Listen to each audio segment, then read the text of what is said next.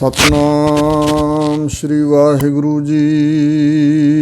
बेसुमार अथा अगणत अतुल, जो बुलावो त्यो नानक दास बोलै। जो बुलावह त्यो बोलह स्वामी, कुदरत कवन हमारी। साध संग नानक जस गायो, जो प्रभ की अत प्यारी। सतनाम श्री वाहिगुरु जी। श्लोक महला पहला। हम जेर जिमी दुनिया, पीरा मसाए का राया। मेर वद बादशाह अफजू खुदाया। हम जेर जिमी दुनिया। वाहिगुरु जी का खालसा, वाहिगुरु जी की फतेह। सतगुरां दी साजी नवाजी परम सन्मानयोग गुरु का खास रूप खालसा साध संगत जीओ। सतगुरां दी मेहरामत दा सदका जो हजूर दी पावन पवित्र अकाली बाणी, तुरकी बाणी, अमृतमई बाणी दी लड़ीवार कथा आरंभ है गुरु कृपा सदका। ये कथा गुरु ग्रंथ साहिब महाराज के 143 अंग तक पहुँची हुई है। जो माज राग दी वार है, इस दियां 12 पौड़ियां दी विचार हुण तक हो चुकी है। उस तो अगे जो सतगुरु उपदेश दे रहे हैं, गुरु कृपा सदका विचारीए ते सुनिए। श्लोक महला पहला। पहले पातशाह सिख धर्म दे बानी आदि सतगुरु साहिब श्री गुरु नानक देव जी महाराज उपदेश बख्श रहे हैं। हम जेर जिमी दुनिया, पीरा मसाए का राया। सतगुरु जी इस श्लोक के अंदर सानू बैरागमई उपदेश दे रहे हैं कि इस संसार दे विच जो कुछ भी दिखाई दिंदा है सब नासवंत है। हम दा अर्थ है समूह, संसार दे सारे लोग जिन्ने भी जीव हैं, सारी दुनिया। पीरां जिहड़े पीर हैं इस्लाम दे अंदर जिन्हां नूं मुरशद मन्निया जांदा। जिमें संस्कृत विच गुरु शब्द है, फारसी च पीर शब्द है, मुरशद पीर आदक। ते मसायका एक तां शेख शब्द जिहड़ा उहदा बहुवचन मसायक मन्निया जाता है। दूसरा मसायक दा अर्थ है मशक्कतां करन वाले, जोदड़ियां करन वाले, जोहदी लोग यानी बंदगी करन वाले, फकीर लोग, राया ते राजे लोग। राजे महाराजे रजवाड़े आदि राज करन वाले सब दुनिया, सारे पीर मसायक, बहुत मेहनत मशक्कतां करन वाले, बंदगी करन वाले फकीर आदिक भी ते राजे लोग भी। जेर जिमें दुनिया दे थले, वाहिगुरु जमीन दा अर्थ है धरती, धरती दे थले हैं मतलब खाक रूप ने। जिमें हुण मिट्टी जमीन खाक साढ़े पैरों के थले है, फिर शरीर मुरदा हो जाता तो मिट्टी उपर आ जाती है। ताई क्या फरीदा खाक न नंदी है खाकू, जेड़ ना कोए जीवदया पैरां तले मोया उपर होए। साढ़े जिउंदियां तो मिट्टी पैरां थले है, पर मर जाण तो बाद, शरीर के मुरदा होने तो बाद शरीर के उपर मिट्टी खाक आ जाती है। इस्लाम वाले शरीरां नूं कबरां खोद के दफना देंदे, दब देंदे ने। ते सनातनी वीर ते असीं सिख गुरु नानक साहब नूं मनण वाले अनुयायी असीं शरीरां दा दाह संस्कार करदे हां, दोवां तर੍ਹਾਂ नाल खाक विच ही सारे मिलदे ने। जेर थले जमीन, धरती जमीन, जमीन दे थले हन। हम दा अर्थ है सारे दुनिया के तमाम लोग। मेर वद बादशाह अफजू खुदाया, जिहड़े अपने आप नूं बादशाह कहाउंदे ने, तख्तां ते बैठे हुंदे ने, फरमान जारी करदे ने, हौमे विच हुंदे ने, हंकार विच, परमात्मा भुल जांदा, प्रजा नूं भी दुखी करदे ने। तां गुरु महाराज कह रहे हैं कि मेर वद नासवंत हन। रवद हुंदा जाना, सब चले जाणगे, कोई नहीं रहेगा।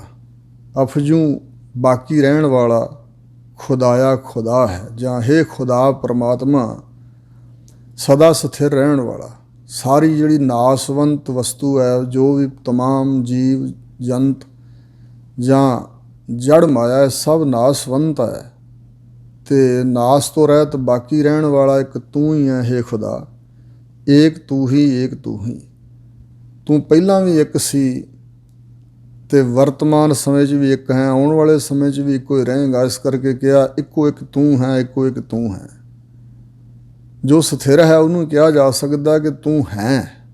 ਜੋ ਸਥਿਰ ਹੀ ਨਹੀਂ, ਜੋ ਨਾਸਵੰਤ ਅੱਜ ਹੈ ਕੱਲ੍ਹ ਨੂੰ ਨਹੀਂ ਰਹੇਗਾ, ਮਿਥਿਆ ਹੈ, ਪਹਿਲਾਂ ਵੀ ਨਹੀਂ ਸੀ, ਬਣਿਆ ਹੈ, ਫਿਰ ਵਰਤਮਾਨ ਸਮੇਂ ਤੋਂ ਬਾਅਦ ਭਵਿੱਖ ਵਿੱਚ ਉਹ ਨਹੀਂ ਰਹੇਗਾ, ਪਾਇਆ ਹੀ ਕੋਈ ਨਹੀਂ। ਕੀ ਪਤਾ ਅਗਲਾ ਸਵਾਸ ਆਉਣਾ ਕਿ ਨਹੀਂ, ਫਿਰ ਉਸ ਨੂੰ ਹੈ ਕਿਵੇਂ ਕਹੀਏ। ਮਹੱਲਾ ਪਹਿਲਾ। ਪਹਿਲੇ ਪਾਤਸ਼ਾਹ ਸਤਿਗੁਰੂ ਨਾਨਕ ਦੇਵ ਮਹਾਰਾਜ ਜੀ ਹੋਰ ਗਿਣਤੀ ਕਰ ਰਹੇ ਨੇ। ਨਾ ਦੇਵ ਦਾਨਵਾ ਨਰਾ। ਉਂਝ ਤਾਂ ਦੇਵ ਦਾ ਅਰਥ ਹੈ ਪ੍ਰਕਾਸ਼ ਰੂਪ, ਜਾਗਿਆ ਹੋਇਆ, ਜਿਹਦੇ ਅੰਦਰ ਚਾਨਣ ਹੈ, ਦਿਵ ਦੈਵੀ। ਤੇ ਇਸ ਪ੍ਰਕਾਰ ਦੇਵਤਾ ਰੂਪ ਜਿਹੜੇ ਆਤਮਦਰਸ਼ੀ ਲੋਕ ਹੋ ਜਾਂਦੇ ਨੇ।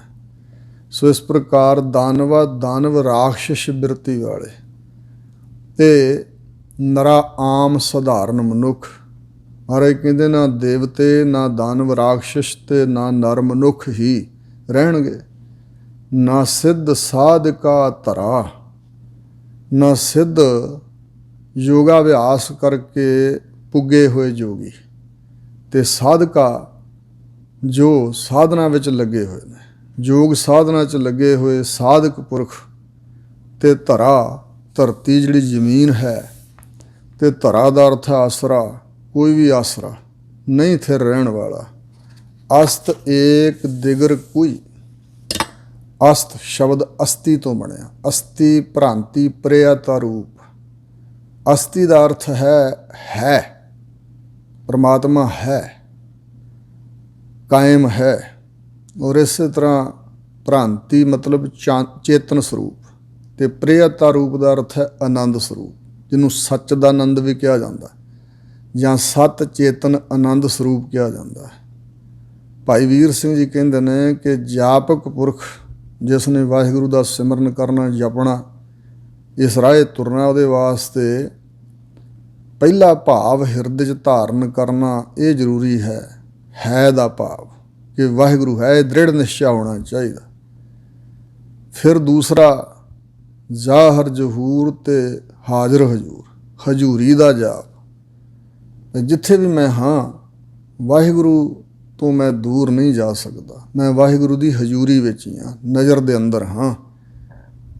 ਪਰਮਾਤਮਾ ਅਕਾਲ ਪੁਰਖ ਨੂੰ ਦੂਰ ਨਾ ਜਾਣਨਾ, ਇਹ ਦੋ ਗੁਣ ਧਾਰਨ ਕਰਨੇ ਅਤਿਅੰਤ ਜ਼ਰੂਰੀ ਹਨ ਜੇ ਜਪਣਾ ਵਾਹਿਗੁਰੂ ਨੂੰ ਦਾ।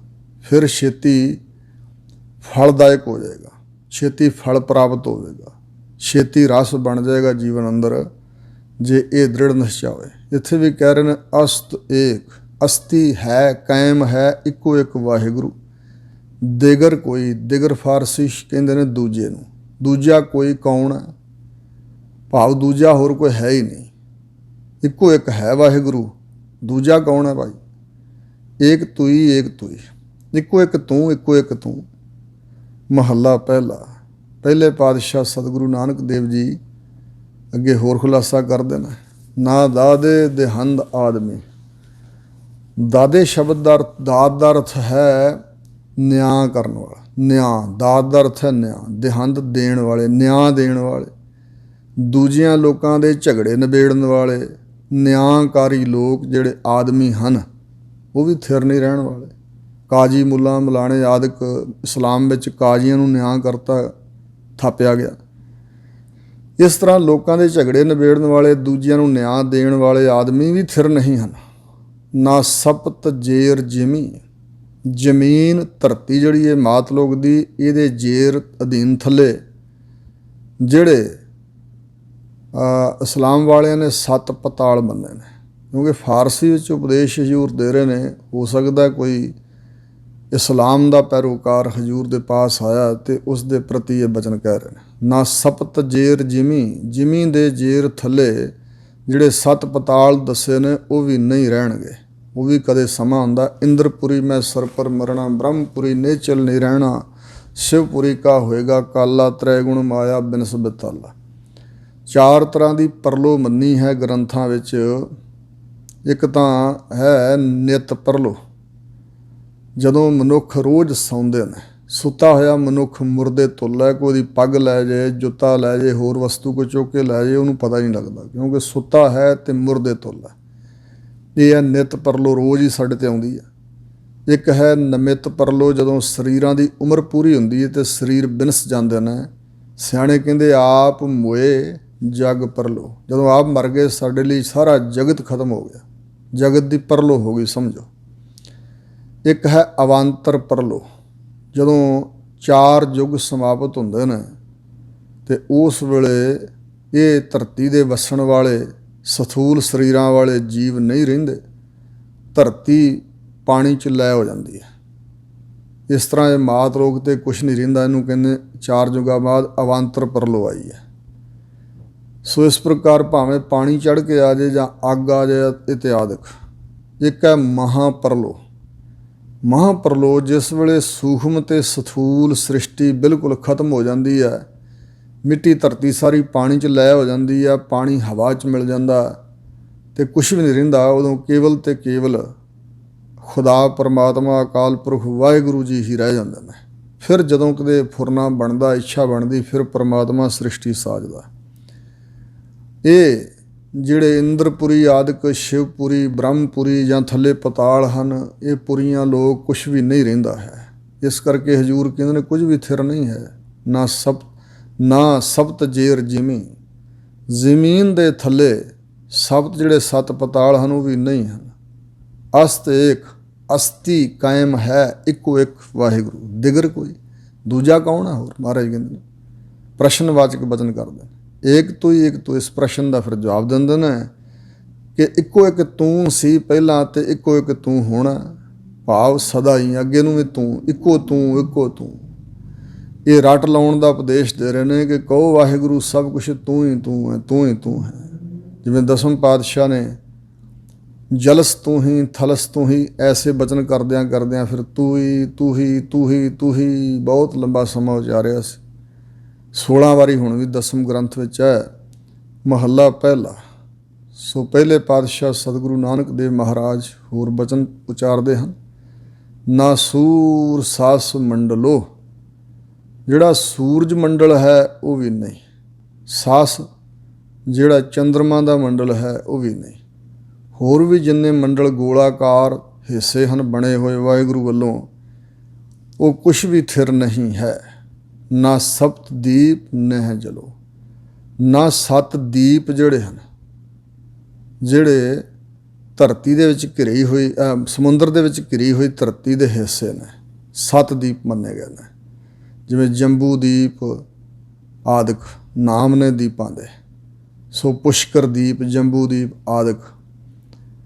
ਹਜ਼ੂਰ ਕਹਿੰਦੇ ਨੇ ਕਿ 7 ਦੀਪ ਵੀ ਨਹੀਂ ਤੇ ਨਾ ਜਲੋ ਪਾਣੀ, ਜਿਸ ਜਲ ਸਮੁੰਦਰ ਦੇ ਵਿੱਚ ਇਹ ਦੀਪ ਘਿਰੇ ਹੋਏ ਨੇ ਉਹ ਪਾਣੀ ਵੀ ਕਦੇ ਨਹੀਂ ਰਹੇਗਾ। ਅੰਨ ਪਾਉਣ ਥਿਰ ਨਾ ਕੋਈ, ਅੰਨ ਅਨਾਜ ਜਿਹੜਾ ਧਰਤੀ 'ਚੋਂ ਉੱਗਦਾ ਉਹ ਵੀ ਨਹੀਂ, ਪਾਉਣ ਹਵਾ ਵੀ ਨਹੀਂ, ਕੋਈ ਵੀ ਥਿਰ ਨਹੀਂ ਹੈ।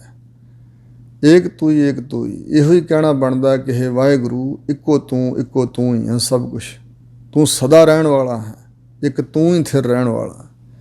ਮਹੱਲਾ ਪਹਿਲਾ। ਨਾ ਰਿਜ਼ਕ ਦਸਤ ਆ ਕਸੇ, ਜੀਆਂ ਦਾ ਰਿਜ਼ਕ ਕਿਸੇ ਹੋਰ ਦੇ ਹੱਥ ਵਿੱਚ ਨਹੀਂ ਹੈ। ਕਸੇ ਕਿਸੇ ਵੀ, ਦਸਤ ਹੱਥ, ਕਿਸੇ ਹੋਰ ਦੇ ਹੱਥ ਵਿੱਚ ਨਹੀਂ ਹੈ ਜੀਆਂ ਦਾ ਰਿਜ਼ਕ, ਇਹ ਰਿਜ਼ਕ ਪਰਮਾਤਮਾ ਦੇ ਹੱਥ ਵਿੱਚ ਹੈ।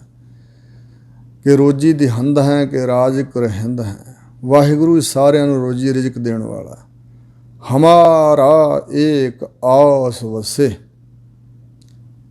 ਸਾਰਿਆਂ ਜੀਆਂ ਦੀ ਇੱਕ ਪਰਮਾਤਮਾ ਦੇ ਵਿੱਚ ਹੀ ਆਸ ਹੈ, ਸਾਰਿਆਂ ਜੀਆਂ ਦੀ ਉਮੀਦ ਇੱਕ ਪਰਮਾਤਮਾ ਉੱਤੇ ਹੀ ਹੈ। ਅਸਤ ਏਕ ਦਿਗਰ ਕੋਈ, ਅਸਤੀ ਕਾਇਮ ਹੈ ਇੱਕੋ ਇੱਕ ਵਾਹਿਗੁਰੂ, ਦਿਗਰ ਕੋਈ ਦੂਜਾ ਹੋਰ ਕੌਣ ਹੈ। ਏਕ ਤੂੰ ਹੀ, ਏਕ ਤੂੰ ਹੀ, ਹੇ ਵਾਹਿਗੁਰੂ ਇੱਕੋ ਤੂੰ ਸਦਾ ਕਾਇਮ ਰਹਿਣ ਵਾਲਾ ਹੈ। ਫਿਰ ਮਹਾਰਾਜ ਹੋਰ ਸਾਨੂੰ ਉਪਦੇਸ਼ ਦੇ ਰਹੇ ਨੇ। ਮਹੱਲਾ ਪਹਿਲਾ, ਪ੍ਰੰਦੈ ਨਾ ਗਿਰਹਾ ਜਰ। ਗਿਰਹਾ ਦਾ ਅਰਥ ਹੈ ਗੰਢ। ਜਿਹੜੇ ਪਰਿੰਦੇ ਪੰਛੀ ਨੇ ਨਾ, ਉੱਡਣ ਵਾਲੇ, ਖੰਭਾਂ ਵਾਲੇ, ਉਹਨਾਂ ਦੀ ਗੰਢ ਵਿੱਚ ਕੋਈ ਜਰ ਵਿਭੂਤੀ ਧਨ ਮਾਲ ਜਮ੍ਹਾਂ ਨਹੀਂ ਹੁੰਦਾ। ਸਿਆਣਿਆਂ ਕਿਹਾ, ਪੱਲੇ ਰਿਜ਼ਕ ਨਾ ਬੰਨ੍ਹਦੇ ਪੰਛੀ ਤੇ ਦਰਵੇਸ਼, ਜਿਨ੍ਹਾਂ ਆਸਰਾ ਰੱਬ ਦਾ ਤਿੰਨਾ ਰਿਜ਼ਕ ਹਮੇਸ਼। ਫਰੀਦ ਜੀ ਕਹਿੰਦੇ, ਫਰੀਦਾ ਹੋਂ ਬਲਿਹਾਰੀ ਤਿੰਨ ਪੰਖੀਆਂ, ਜੰਗਲ ਜਿਨ੍ਹਾਂ ਵਾਸ, ਕਕਰ ਚੁਗਨ ਥਲ ਵਸਨ ਰੱਬ ਨਾ ਛੋੜਨ ਪਾਸ। ਫਰੀਦ ਜੀ ਕਹਿੰਦੇ, ਉਹ ਮਨਾ, ਇਹਨਾਂ ਪੰਛੀਆਂ ਤੋਂ ਬਲਿਹਾਰ ਜਾਣਾ ਚਾਹੀਦਾ। ਮੈਂ ਇਹਨਾਂ ਤੋਂ ਕੁਰਬਾਨ ਜਾਂਦਾ ਹਾਂ ਜੋ ਕੰਕਰ ਠੀਕਰਾਂ ਰੋੜ ਜਾਂ ਦਾਣਾ ਚੁਗਦੇ ਨੇ, ਜੰਗਲਾਂ 'ਚ ਰਹਿੰਦੇ ਨੇ, ਜੰਗਲਾਂ 'ਚ ਵਾਸ ਹੈ ਇਹਨਾਂ ਦਾ। ਆਮ ਸਿੱਧੀ ਪੱਧਰੀ ਧਰਤੀ 'ਤੇ ਕਿਤੇ ਉਜਾੜ ਵਿੱਚ ਆਲ੍ਹਣੇ ਵਗੈਰਾ ਬਣਾ ਕੇ ਵੱਸਦੇ ਨੇ, ਪਰ ਰੱਬ ਦਾ ਪਾਸਾ ਨਹੀਂ ਛੱਡਦੇ। ਊਟ ਇੱਕ ਪਰਮਾਤਮਾ 'ਤੇ ਉਹਨਾਂ ਤਕਾਈ ਹੋਈ ਹੈ। ਇਸ ਤਰ੍ਹਾਂ ਹੀ ਹਜ਼ੂਰ ਇੱਥੇ ਉਪਦੇਸ਼ ਦੇ ਰਹੇ ਨੇ, ਪਰੰਦੈ ਨਾ ਗਿਰਹਾ ਜਰ। ਪੰਛੀਆਂ ਦੀ ਗੰਢ ਵਿੱਚ ਪੱਲੇ ਕੋਈ ਧਨ ਨਹੀਂ ਉਹਨਾਂ ਜਮ੍ਹਾਂ ਕੀਤਾ। ਦਰਖਤ ਆਬ ਆਸ ਕਰ।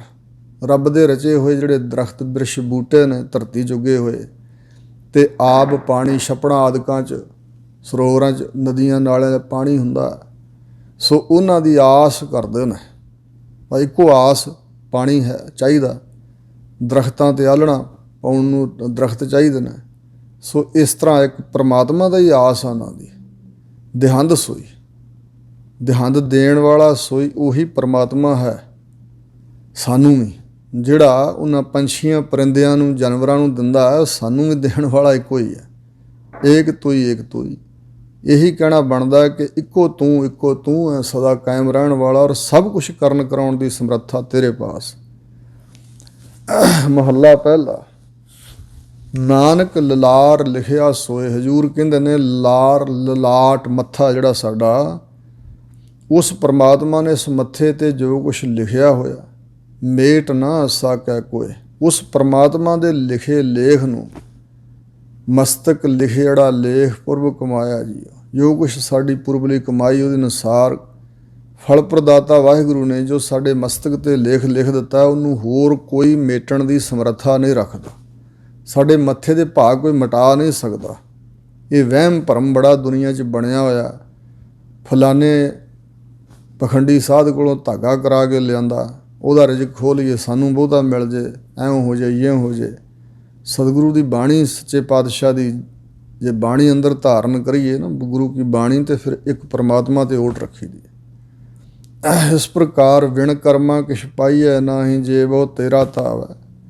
ਹਜ਼ੂਰ ਕਹਿੰਦੇ ਨੇ, ਮਸਤਕ 'ਤੇ ਜੋ ਕੁਝ ਪਰਮਾਤਮਾ ਨੇ ਲਿਖ ਦਿੱਤਾ, ਲਿਖ ਦਾਤ ਜੋਤ ਵਡਿਆਈ। ਕਿੰਨੀ ਕੁ ਦਾਤ ਮਿਲੇਗੀ, ਕਿੰਨੀ ਕੁ ਪ੍ਰਭਤਾ ਮਿਲੇਗੀ, ਵਡਿਆਈ ਕਿੰਨੀ ਕੁ ਮਿਲੇਗੀ। ਸੋ ਇਸ ਪ੍ਰਕਾਰ ਕਿਹੋ ਜਿਹਾ ਸੁਭਾਅ ਹੋਵੇਗਾ, ਇਹ ਸਭ ਕੁਛ ਵਾਹਿਗੁਰੂ ਨੇ ਲਿਖਿਆ ਹੋਇਆ, ਕੋਈ ਮੇਟ ਨਹੀਂ ਸਕਦਾ। ਕਲਾ ਧਰੈ ਹਿਰੈ ਸੋਈ। ਆਪਣੀ ਕਲਾ ਸੱਤਿਆ ਪਰਮਾਤਮਾ ਧਾਰਨ ਕਰਦਾ, ਜੀਆਂ 'ਚ ਟਿਕਾਉਂਦਾ, ਅਤੇ ਉਸ ਕਲਾ ਨੂੰ ਹਿਰਨ ਵਾਲਾ, ਖਿੱਚ ਲੈਣ ਵਾਲਾ, ਨਾਸ ਕਰਨ ਵਾਲਾ ਵੀ ਪਰਮੇਸ਼ਰ ਹੀ ਆਪ ਹੀ ਕਲਾ ਦੇ ਕੇ ਵਾਪਸ ਲੈ ਲੈਂਦਾ। ਏਕ ਤੂੰ ਹੀ, ਇੱਕੋ ਇੱਕ ਤੂੰ, ਇਹੀ ਕਹਿਣਾ ਬਣਦਾ। ਪੌੜੀ, ਸਤਿਗੁਰੂ ਨਾਨਕ ਦੇਵ ਜੀ ਹੁਣ ਪੌੜੀ ਵਿੱਚ ਉਪਦੇਸ਼ ਦੇ ਰਹੇ ਨੇ। ਸੱਚਾ ਤੇਰਾ ਹੁਕਮ ਗੁਰਮੁਖ ਜਾਣਿਆ। ਹੇ ਅਕਾਲ ਪੁਰਖ ਜੀ, ਤੁਹਾਡਾ ਜੋ ਹੁਕਮ ਹੈ ਉਹ ਬਿਲਕੁਲ ਸੱਚਾ ਹੈ। ਪਰਮਾਤਮਾ ਦਾ ਹੁਕਮ, ਪਰਮਾਤਮਾ ਦੀ ਰਜ਼ਾ, ਪਰਮਾਤਮਾ ਦੀ ਆਗਿਆ ਬਿਲਕੁਲ ਸੱਚ ਹੈ। ਹੁਕਮ ਦੇ ਅਨੁਸਾਰ ਹੀ ਸਭ ਕੁਛ ਹੁੰਦਾ। ਵਾਹਿਗੁਰੂ ਆਪ ਸੱਚਾ ਹੈ, ਵਾਹਿਗੁਰੂ ਜੀ ਦਾ ਹੁਕਮ ਵੀ ਸੱਚਾ ਹੈ। ਨਾ ਪਰਮਾਤਮਾ ਦੀ ਮੁਕੰਮਲ ਤੌਰ 'ਤੇ ਵਿਆਖਿਆ ਹੋ ਸਕਦੀ ਹੈ, ਨਾ ਪਰਮਾਤਮਾ ਦੇ ਹੁਕਮ ਦੀ ਪੂਰਨ ਤੌਰ 'ਤੇ ਵਿਆਖਿਆ ਹੋ ਸਕਦੀ, ਪਰ ਹੈ ਸੱਚਾ। ਅਕਾਲ ਪੁਰਖ ਵੀ ਸੱਚ ਸਰੂਪ ਹੈ। ਅਕਾਲ ਪੁਰਖ ਦਾ ਨਾਮ ਵੀ ਇਸ ਕਰਕੇ ਸੱਚ ਸਰੂਪ ਹੈ। ਅਕਾਲ ਪੁਰਖ ਦਾ ਹੁਕਮ ਜੋ ਰਜ਼ਾ ਵਰਤ ਰਹੀ ਹੈ ਉਹ ਵੀ ਸੱਚ ਹੈ।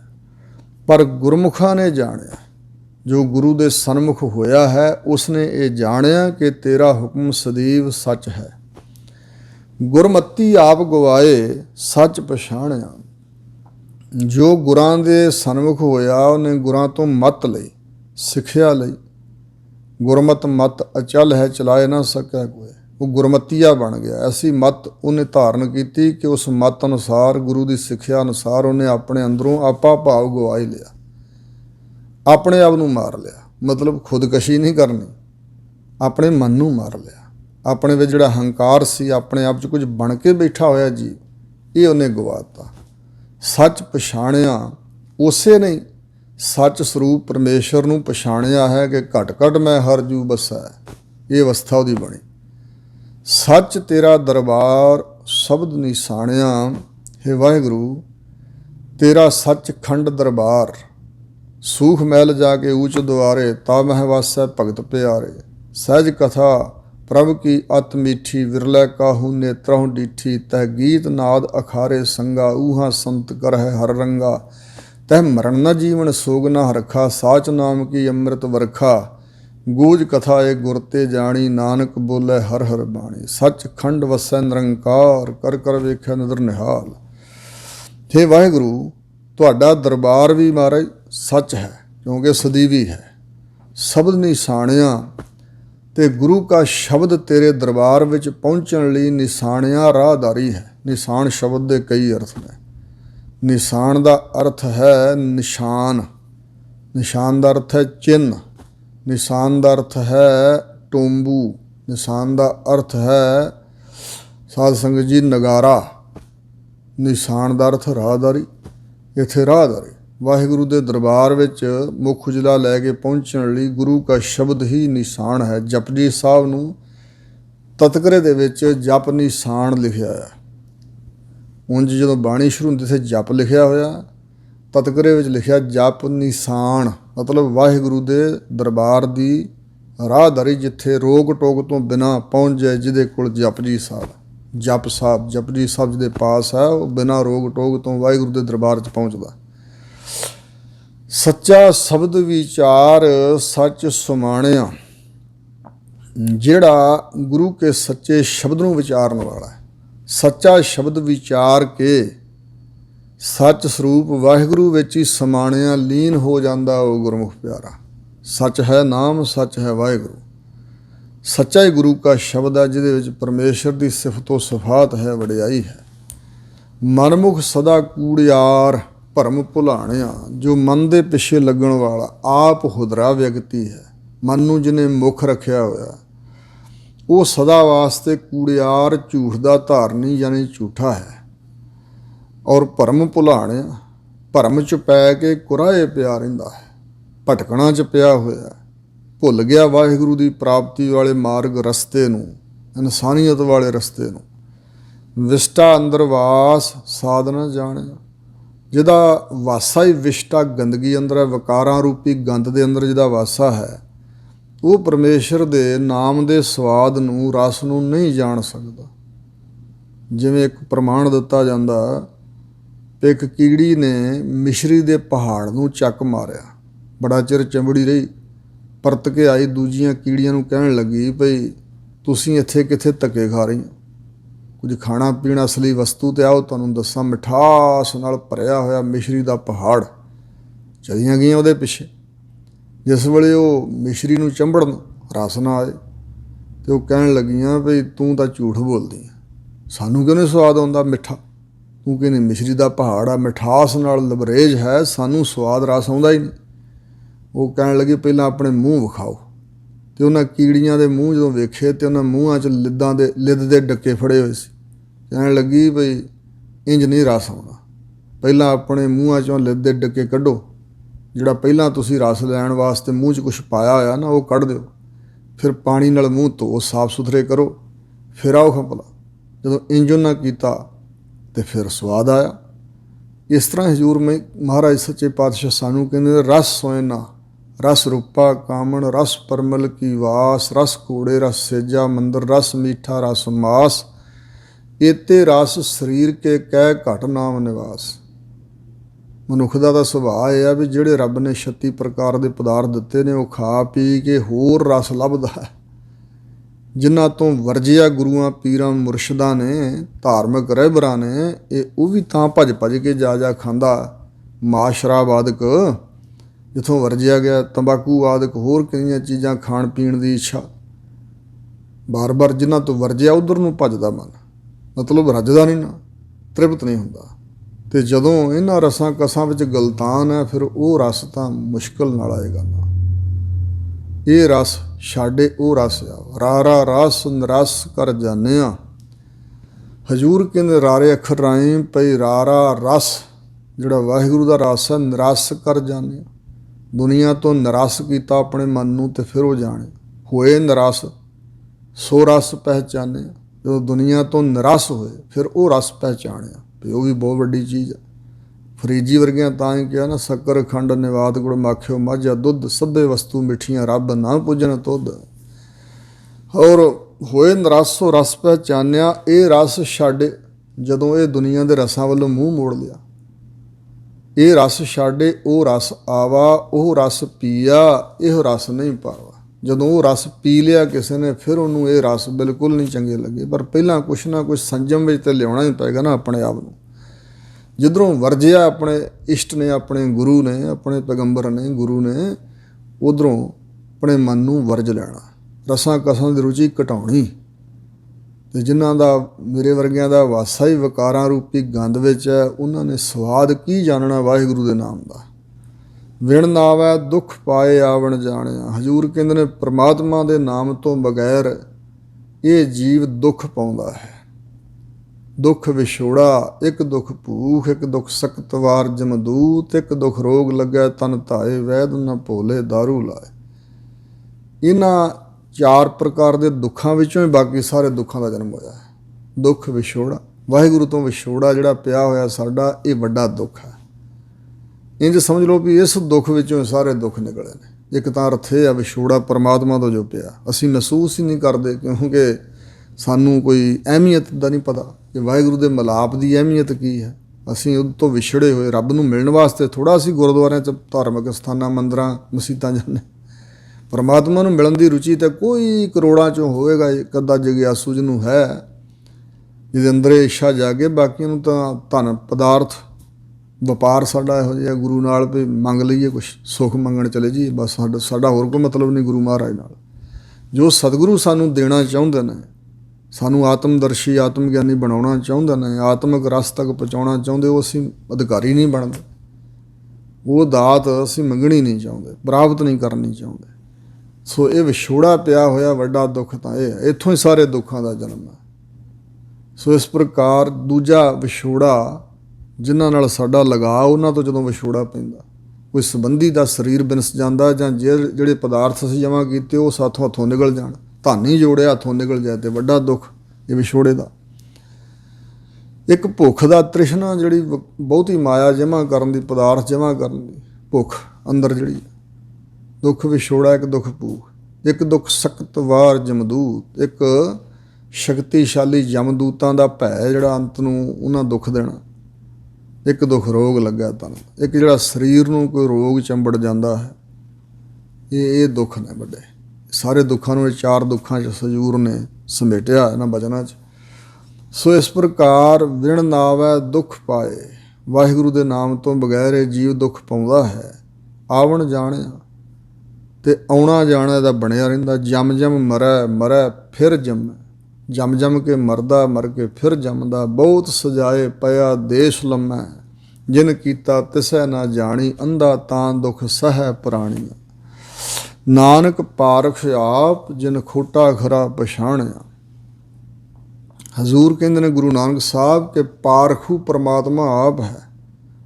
ਸਭਨਾਂ ਦੇ ਅੰਦਰ ਨੂੰ ਤੋਲਣ ਵਾਲਾ, ਪਰਖਣ ਵਾਲਾ ਵਾਹਿਗੁਰੂ ਹੈ, ਕਿਉਂਕਿ ਘਟ ਘਟ ਕੇ ਅੰਤਰ ਕੀ ਜਾਣਤ, ਭਲੇ ਬੁਰੇ ਕੀ ਪੀਰ ਪਛਾਨਤ।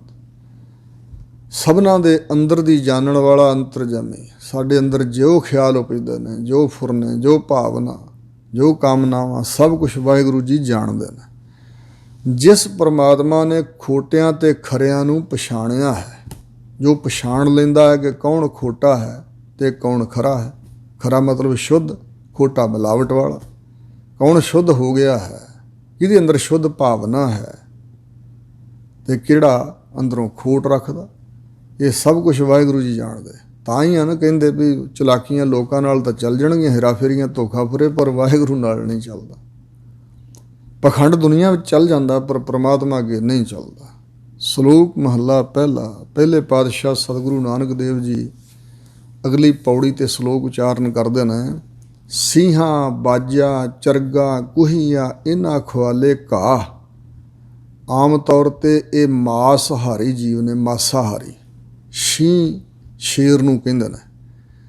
ਬਾਜਾਂ, ਬਾਜ ਵੈਸੇ ਆਮ ਤੌਰ 'ਤੇ ਕਿਹਾ ਜਾਂਦਾ ਬਾਜ ਉੱਡਦਾ ਜਾਂਦਾ ਹੈ, ਪਰ ਨਹੀਂ, ਅਸਲ ਵਿੱਚ ਬਾਜ ਮਾਦਾ ਹੈ। ਬਾਜ਼ ਮਾਦਾ ਹੈ। ਉਂਝ ਬਾਜ ਸ਼ਬਦ ਘੋੜੇ ਲਈ ਵਰਤਿਆ ਜਾਂਦਾ, ਪਰ ਇੱਥੇ ਬਾਜ ਉੱਡਣ ਵਾਲੇ ਪੰਛੀ, ਮਾਸਾਹਾਰੀ, ਕਿਉਂਕਿ ਬਾਜ ਮਾਸ ਖਾਂਦੀ ਹੈ ਨਾ। ਅਸਲ ਵਿੱਚ ਬਾਜ ਮਾਦਾ ਹੈ ਅਤੇ ਇਹਦਾ ਜਿਹੜਾ ਨਰ ਹੈ ਉਹ ਹੈ ਜ਼ੁर्रा।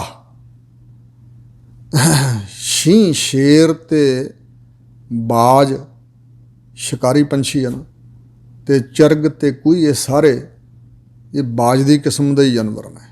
ਥੋੜ੍ਹਾ ਥੋੜ੍ਹਾ ਫਰਕ ਹੈ, ਜਿਵੇਂ ਅੰਗਰੇਜ਼ੀ ਵਿੱਚ ਵੀ ਹਾਕ ਅਤੇ ਈਗਲ ਅਤੇ ਕਈ ਕੁਛ ਨਾਂ ਨੇ।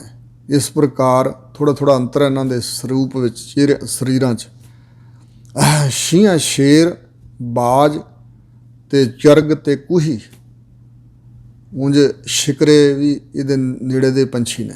ਇਸ ਪ੍ਰਕਾਰ ਇਹਨਾਂ ਖਵਾਲੇ ਘਾਹ, ਜੇ ਵਾਹਿਗੁਰੂ ਚਾਹੇ ਪਰਮਾਤਮਾ ਆਪਣੀ ਕਲਾ ਮਰੋੜ ਦੇ ਅਤੇ ਇਹਨਾਂ ਮਾਸਾਹਾਰੀਆਂ ਨੂੰ ਘਾਹ ਖਾਣ ਲਈ ਮਜਬੂਰ ਕਰ ਦਿੰਦਾ, ਇਹਨਾਂ ਨੂੰ ਘਾਹ ਖਵਾ ਦਿੰਦਾ। ਇਹਨਾਂ ਖਵਾਲੇ ਘਾਹ, ਘਾਹ ਖਾਣ ਤਿੰਨਾਂ ਮਾਸ ਖਵਾਲੇ। ਜੇ ਵਾਹਿਗੁਰੂ ਚਾਹੇ ਅਤੇ ਜਿਹੜੇ ਗਊਆਂ ਅਤੇ ਹਿਰਨ ਅਤੇ ਹੋਰ ਮੱਝਾਂ ਆਦਿ ਸਾਰੇ ਜਿਹੜੇ ਘਾਹ ਖਾਣ ਵਾਲੇ ਨੇ, ਸ਼ਾਕਾਹਾਰੀ, ਜਿਹੜੇ ਘਾਹ ਹੀ ਖਾਂਦੇ ਨੇ ਹਮੇਸ਼ਾ, ਉਹਨਾਂ ਨੂੰ ਪ੍ਰਮਾਤਮਾ ਮਾਸ ਵੀ ਖਵਾ ਸਕਦਾ। ਇਹ ਚਲਾਏ ਰਾਹ, ਇਹੋ ਜਿਹੇ ਰਾਹ ਪ੍ਰਮਾਤਮਾ ਚਲਾ ਦਿੰਦਾ ਰਸਤੇ ਜਿਉਣ ਦੇ। ਜਿਸ ਨੇ ਪਹਿਲਾਂ ਇਹ ਜੀਵ ਬਣਾਏ ਨੇ ਅਤੇ ਇਹਨਾਂ ਦੀ ਖੁਰਾਕ ਮਾਸ ਕਿਸੇ ਦੀ ਕੁਛ, ਇਹ ਬਦਲ ਵੀ ਸਕਦਾ ਜਿਸ ਵਾਹਿਗੁਰੂ ਨੇ ਸ੍ਰਿਸ਼ਟੀ ਰਚੀ ਹੈ।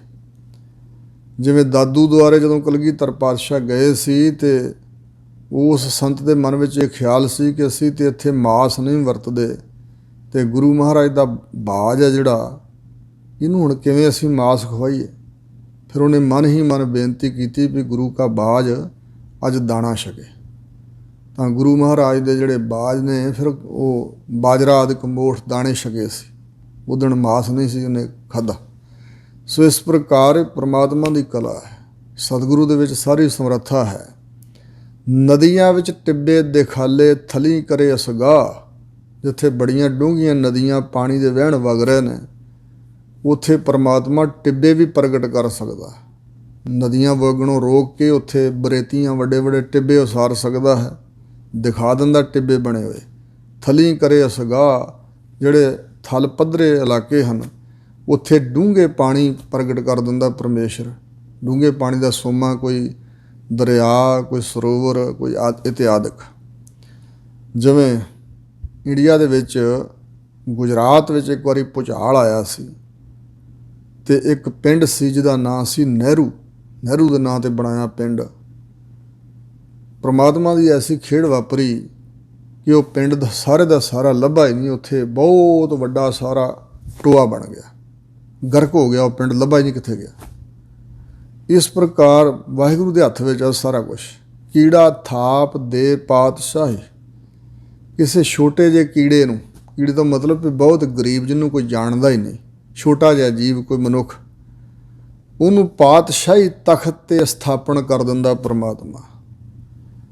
ਔਰ ਲਸ਼ਕਰ ਕਰੇ ਸੁਆਹ। ਬੜੀਆਂ ਲਸ਼ਕਰਾਂ, ਫੌਜਾਂ ਵਾਲੇ ਜਿਹੜੇ ਲੋਕ ਨੇ, ਫੌਜਾਂ ਸਮੇਤ ਉਹਨਾਂ ਨੂੰ, ਜਾਂ ਲਸ਼ਕਰ ਫੌਜਾਂ ਨੂੰ ਸੁਆਹ ਕਰ ਦਿੰਦਾ, ਖਾਕ ਬਣਾ ਦਿੰਦਾ ਪਰਮਾਤਮਾ।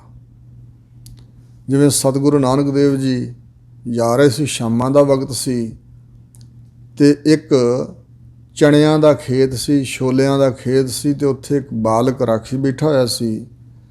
ਉੱਧਰੋਂ ਭਾਈ ਮਰਦਾਨਾ ਜੀ ਨੇ ਕਿਹਾ, ਮਹਾਰਾਜ ਭੁੱਖ ਲੱਗੀ ਹੈ, ਕੁਛ ਨਾ ਕੁਛ ਛਕਣ ਨੂੰ। ਤਾਂ ਹਜ਼ੂਰ ਉੱਥੇ ਉਸ ਬਾਲਕ ਕੋਲ ਪਹੁੰਚੇ। ਉਸ ਨੇ, ਜਿਹਨੂੰ ਮਾਲ ਵਿੱਚ ਬੱਕਲੀਆਂ ਕਹਿ ਦਿੰਦੇ, ਸਾਡੇ ਮਾਝੇ 'ਚ ਹੋਲਾਂ ਭੁੰਨ ਕੇ ਖਵਾਈਆਂ। ਛੋਲਿਆਂ ਦੇ ਬੂਟੇ ਲਿਆਏ ਆ ਪੁੱਟ ਕੇ, ਅਤੇ ਉਹ ਜਿਹੜੇ ਦਾਣੇ ਸੀ ਉਹ ਭੁੰਨ ਕੇ ਅਤੇ ਭਾਈ ਮਰਦਾਨਾ ਜੀ ਨੂੰ ਛਕਾਏ। ਤਾਂ ਹਜ਼ੂਰ ਨੇ ਨਹੀਂ ਕੁਝ ਵੀ ਛਕਿਆ, ਅਤੇ ਉਸ ਵੇਲੇ ਉਹ ਉੱਠ ਕੇ ਤੁਰ ਪਿਆ। ਉਹਨੇ ਮਹਾਰਾਜ ਸਾਹਿਬ ਦੇ ਬੈਠਣ ਵਾਸਤੇ ਉਹ ਛੋਲਿਆਂ ਦੇ ਜਿਹੜੇ ਬੂਟੇ ਸੀ ਉਹ ਵਿਛਾ ਕੇ, ਉੱਪਰ ਪਰਨਾ ਸੀ ਉਹਦੇ ਕੋਲ, ਕੱਪੜਾ ਵਿਛਾ ਦਿੱਤਾ, ਬਿਠਾਇਆ, ਤੇ ਫਿਰ ਉਹ ਪਿੰਡ ਨੂੰ ਤੁਰ ਪਿਆ। ਹਜ਼ੂਰ ਗੁਰੂ ਨਾਨਕ ਸਾਹਿਬ ਨੇ ਕਿਹਾ, ਬਾਲਕੇ ਤੂੰ ਕਿੱਥੇ ਜਾ ਰਿਹਾ? ਕਹਿਣ ਲੱਗਾ, ਜੀ ਤੁਸੀਂ ਰੱਬ ਦੇ ਸੰਤ ਪ੍ਰਤੀਤ ਹੁੰਦੇ ਹੋ, ਤੁਹਾਡੇ ਸਾਥੀਆਂ ਨੇ ਭਾਈ ਬਾਲਾ ਮਰਦਾਨਾ ਜੀ ਨੇ ਛਕ ਲਿਆ, ਕੁਛ ਹੋਲਾਂ ਭੁੰਨ ਕੇ ਮੈਂ ਦਿੱਤੀਆਂ, ਛਕ ਲਈਆਂ, ਪਰ ਆਪ ਜੀ ਨੇ ਕੁਛ ਨਹੀਂ ਗ੍ਰਹਿਣ ਕੀਤਾ। ਮੈਂ ਘਰ ਨੂੰ ਜਾਣਾ, ਇੱਕ ਤਾਂ ਤੁਹਾਡੇ ਲਈ ਕੋਈ ਪਲੰਘ ਬਿਸਤਰਾ ਲਿਆਵਾਂ ਅਤੇ ਇੱਕ ਤੁਹਾਡੇ ਛਕਣ ਵਾਸਤੇ ਭੋਜਨ ਲਿਆਵਾਂ। ਐਸੀ ਉਹਦੀ ਭਾਵਨਾ, ਕੋਈ ਪੂਰਬਲੀ ਕਮਾਈ ਸੀ ਤਾਂ ਹੀ ਸੀ। ਤਾਂ ਹਜ਼ੂਰ ਨੇ ਕਿਹਾ, ਨਹੀਂ ਮੁੜਿਆ, ਜਾਣ ਦੀ ਲੋੜ ਨਹੀਂ। ਤਾਂ ਉੱਥੇ ਜਨਮ ਸਾਖੀ ਵਾਲੇ ਨੇ ਤੁਕਾਂ ਲਿਖੀਆਂ ਨੇ ਵੀ, ਸੱਥਰ ਤੇਰਾ ਲੇਖ ਨਿਹਾਲੀ, ਭਾਉ ਤੇਰਾ ਭਗਵਾਨ, ਨਾਨਕ ਸਿਫਤੀ ਰੱਜਿਆ, ਆਓ ਬੈਠ ਸੁਲਤਾਨ। ਇਹ ਮੁੱਖ ਵਾਕ ਬਾਣੀ ਨਹੀਂ, ਗੁਰੂ ਗ੍ਰੰਥ ਸਾਹਿਬ 'ਚ ਨਹੀਂ ਹੈ, ਇਹ ਕੇਵਲ ਜਨਮ ਸਾਖੀ 'ਚ ਬਚਨ ਲਿਖੇ ਨੇ। ਤਾਂ ਹਜ਼ੂਰ ਇਹ ਬਖਸ਼ਿਸ਼ ਕਰਕੇ ਉਹਨੂੰ ਸੁਲਤਾਨ ਬਾਦਸ਼ਾਹ ਕਹਿ ਕੇ ਵੀ ਤੂੰ ਤਾਂ ਭਾਈ ਦਿਲ ਦਾ ਬਾਦਸ਼ਾਹ ਹੈ, ਤੂੰ ਤਾਂ ਬਾਦਸ਼ਾਹ ਹੋਣਾ ਚਾਹੀਦਾ। ਜਿਹੜਾ ਸੱਥਰ ਤੂੰ ਸਾਡੇ ਥੱਲੇ ਵਿਛਾਇਆ, ਇਹ ਲੇਫਾਂ ਰਜਾਈਆਂ ਤਲਾਈਆਂ ਹਨ। ਨਿਹਾਲੀ ਤਲਾਈ ਨੂੰ ਕਹਿੰਦੇ, ਲੇਫ ਰਜਾਈ ਨੂੰ। ਅਤੇ ਅਸੀਂ ਤਾਂ ਵਾਹਿਗੁਰੂ ਦੀ ਸਿਫਤ ਕਰ ਕਰਕੇ ਰੱਜੇ ਹੋਏ ਹਾਂ, ਤੂੰ ਪਾਤਸ਼ਾਹ ਹੈ, ਆ ਸਾਡੇ ਕੋਲ ਬੈਠ। ਕੁਝ ਸਮਾਂ ਉਹਨੂੰ ਦਰਸ਼ਨ ਦਿੱਤੇ, ਬਚਨ ਕੀਤੇ, ਫਿਰ ਹਜ਼ੂਰ ਚੱਲ ਪਏ। ਭਾਈ ਮਰਦਾਨਾ ਜੀ ਨੇ ਕਿਹਾ, ਮਹਾਰਾਜ ਇਹਨੂੰ ਤੁਸੀਂ ਪਾਤਸ਼ਾਹ ਕਿਉਂ ਕਿਹਾ? ਹਜ਼ੂਰ ਕਹਿਣ ਲੱਗੇ, ਪਾਤਸ਼ਾਹ ਬਣਾ ਦਿੱਤਾ। ਅੱਛਾ ਜੀ। ਹਜ਼ੂਰ ਕਹਿੰਦੇ, ਅੱਜ ਹੀ ਇਸ ਸ਼ਹਿਰ ਦਾ ਜਿਹੜਾ ਮੁਖੀਆ ਹੈ, ਰਾਜਾ ਹੈ, ਬਾਦਸ਼ਾਹ, ਉਹਦਾ ਸਰੀਰ ਛੁੱਟ ਜਾਣਾ ਅਤੇ ਸਵੇਰੇ ਇਹ ਤਖਤ 'ਤੇ ਬੈਠੇਗਾ। ਤਾਂ ਹੋਇਆ ਇੰਝ ਹੀ ਵੀ ਬਾਦਸ਼ਾਹ ਜਿਹੜਾ ਸੀ ਜਾਂ ਰਾਜਾ ਕੁਛ ਵੀ, ਉਹ ਚੜ੍ਹਾਈ ਕਰ ਗਿਆ ਅਤੇ 4 ਦਰਵਾਜ਼ੇ ਸੀ ਸ਼ਹਿਰ ਦੇ, ਚਾਰੇ ਦਰਵਾਜ਼ੇ ਵਜ਼ੀਰਾਂ ਨੇ ਬੰਦ ਕਰਵਾ ਦਿੱਤੇ ਅਤੇ ਕਿਹਾ ਵੀ ਜੇ ਸਾਡੇ 'ਚੋਂ ਕੋਈ ਤਖਤ 'ਤੇ ਬਿਠਾ ਦਿੱਤਾ ਤਾਂ ਲੋਕਾਂ ਕਹਿਣਾ ਵੀ ਇਹਨਾਂ ਵਜ਼ੀਰਾਂ ਹੀ ਖਰੇ ਬਾਦਸ਼ਾਹ ਮਾਰਤਾ, ਨਾਲੇ ਇਹ ਇੰਝ ਨਿਆਂ ਨਹੀਂ ਹੋਵੇਗਾ, ਸਾਰੇ ਅਸੀਂ ਵਜ਼ੀਰ ਇੱਕੋ ਜਿਹੇ ਹਾਂ। ਅਤੇ ਦੂਜੇ ਨਫ਼ਰਤ ਕਰਨਗੇ, ਇਸ ਗੱਲ ਦੀ ਈਰਖਾ ਕਰਨਗੇ, ਸਾਨੂੰ ਕਿਉਂ ਨਹੀਂ ਬਿਠਾਇਆ। ਇਸ ਕਰਕੇ ਪ੍ਰਮਾਤਮਾ ਦੇ ਛੱਡਦੀ ਹੈ। ਜਿਹੜਾ ਸਵੇਰੇ ਸਭ ਤੋਂ ਪਹਿਲਾਂ ਆ ਕੇ ਦਰਵਾਜ਼ਾ ਖੜਕਾਏ, ਸ਼ਹਿਰ 'ਚ ਦਾਖਲ ਹੋਏ, ਉਸ ਨੂੰ ਤਖਤ 'ਤੇ ਬਿਠਾਇਆ ਜਾਏ। ਇਹ ਗੁਰੂ ਕੇ ਬਚਨ ਸਫਲੇ ਹੋਣੇ ਸਨ। ਫਿਰ ਇਹ ਬਾਲਕ ਅੰਮ੍ਰਿਤ ਵੇਲੇ ਘਰ ਨੂੰ ਆਇਆ ਸਵੇਰੇ, ਅਤੇ ਉਹਨਾਂ ਨੇ ਫੜ ਕੇ ਇਸ ਨੂੰ ਇਸ਼ਨਾਨ ਕਰਾਇਆ ਅਤੇ ਪੁਸ਼ਾਕ ਪਹਿਨਾ ਕੇ ਤਖਤ 'ਤੇ ਬਿਠਾ ਦਿੱਤਾ। ਇੰਝ ਰਾਜਾ ਬਣਿਆ। ਜਨਮ ਸਾਖੀ 'ਚ ਬਚਨ ਲਿਖੇ ਹੋਏ ਨੇ। ਔਰ ਐਸਾ ਵਾਪਰਨਾ ਕੋਈ ਅਸੰਭਵ ਨਹੀਂ ਹੈ ਪਰਮਾਤਮਾ ਵਾਸਤੇ। ਸੋ ਇਉਂ ਹਜ਼ੂਰ ਦੱਸ ਰਹੇ ਨੇ ਕਿ ਪਰਮਾਤਮਾ ਸਰਬ ਸ਼ਕਤੀਮਾਨ ਹੈ। ਕੀੜਾ ਥਾਪ ਦੇ ਪਾਤਸ਼ਾਹੀ, ਲਸ਼ਕਰ ਕਰੇ ਸੁਆਹ। ਬੜੀਆਂ ਬੜੀਆਂ ਫੌਜਾਂ ਨੂੰ ਪਰਮਾਤਮਾ ਸੁਆਹ ਕਰ ਦਿੰਦਾ।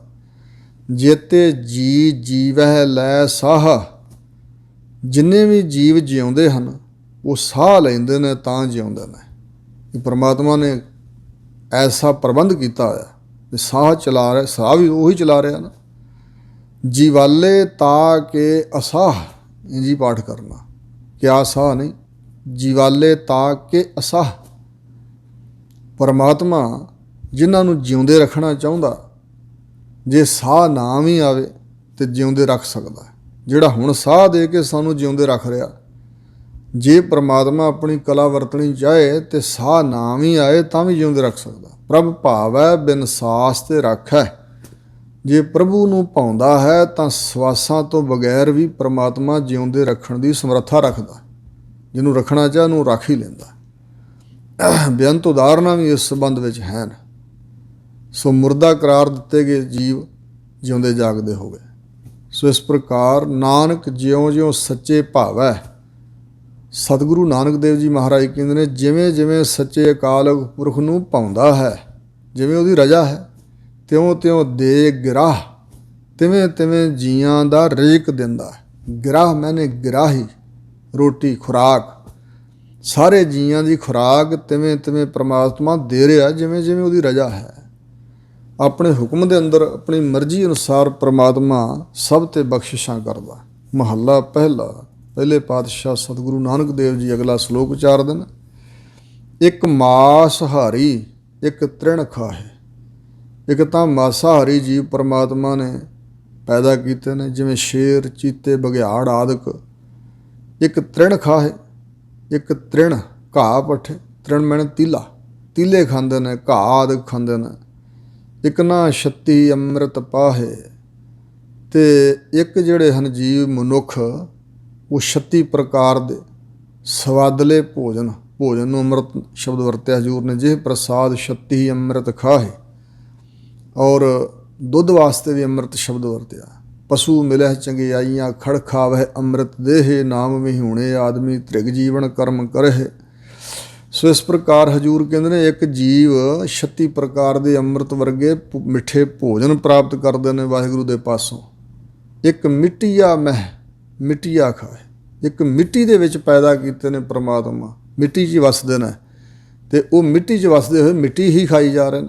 ਜਿਵੇਂ ਗੰਡੋਏ ਆਦਿਕ ਉਹ ਮਿੱਟੀ ਖਾਂਦੇ ਨੇ। ਇੱਕ ਪੌਣ ਸੁਮਾਰੀ ਪੌਣ ਸੁਮਾਰ, ਇਹ ਤਾਂ ਹੁੰਦਾ ਸ਼ਬਦ ਪੌਣ ਆਹਾਰੀ, ਤਾਂ ਫਿਰ ਕਹਿੰਦੇ ਕੇਵਲ ਹਵਾ ਹੀ ਭਖਣ ਕਰਦੇ ਨੇ, ਹੋਰ ਕੁਛ ਨਹੀਂ ਖਾਂਦੇ। ਇਹ ਪੌਣ ਸੁਮਾਰੀ, ਪੌਣ ਸਵਾਸਾਂ ਦੀ ਗਿਣਤੀ ਕਰਨ ਵਾਲੇ, ਜਿਹੜੇ ਪ੍ਰਾਣਾਯਾਮ ਕਰਨ ਵਾਲੇ, ਰੇਚਕ ਪੂਰਗ ਕੁੰਭਕ, ਸਵਾਸਾਂ ਨੂੰ ਚੜ੍ਹਾਉਣਾ ਠਹਿਰਾਉਣਾ ਉਤਾਰਨਾ ਜਾਂ ਗਿਣਤੀਆਂ ਕਰਦੇ ਨੇ।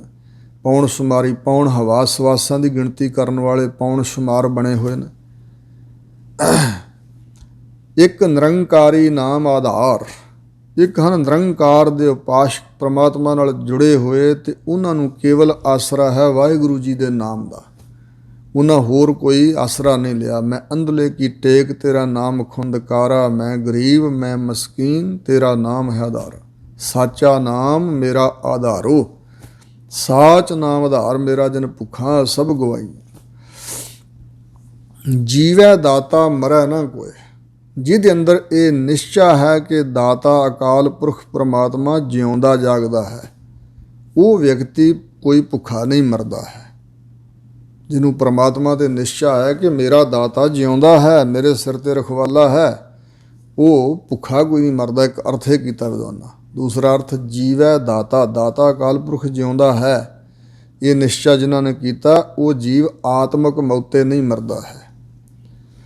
ਨਾਨਕ ਮੁੱਠੇ ਜਾਹੇ ਨਾਹੀ ਮਨ ਸੋਏ, ਹਜ਼ੂਰ ਗੁਰੂ ਨਾਨਕ ਸਾਹਿਬ ਕਹਿੰਦੇ ਨੇ ਜਿਨ੍ਹਾਂ ਦੇ ਮਨ ਵਿੱਚ ਉਹ ਪਰਮਾਤਮਾ ਨਹੀਂ ਹੈ, ਪਰਮਾਤਮਾ ਦੀ ਯਾਦ ਨਹੀਂ, ਪਰਮਾਤਮਾ ਨਹੀਂ ਵਸਿਆ ਹੋਇਆ, ਉਹ ਜੀਵ ਮੁੱਠੇ ਜਾਹੇ ਲੁੱਟੇ ਜਾਂਦੇ ਹਨ, ਭਾਵ ਬਰਬਾਦ ਹੋ ਜਾਂਦੇ ਨੇ, ਨਾਸ ਹੋ ਜਾਂਦੇ ਨੇ, ਲੁੱਟੇ ਗਏ। ਸ਼ੁਭ ਗੁਣਾ ਰੂਪੀ ਧਨ ਉਹਨਾਂ ਦੇ ਅੰਦਰ ਨਹੀਂ ਰਿਹਾ, ਵਿਕਾਰਾਂ ਨੇ ਲੁੱਟ ਲਿਆ ਸਾਰਾ ਕੁਛ।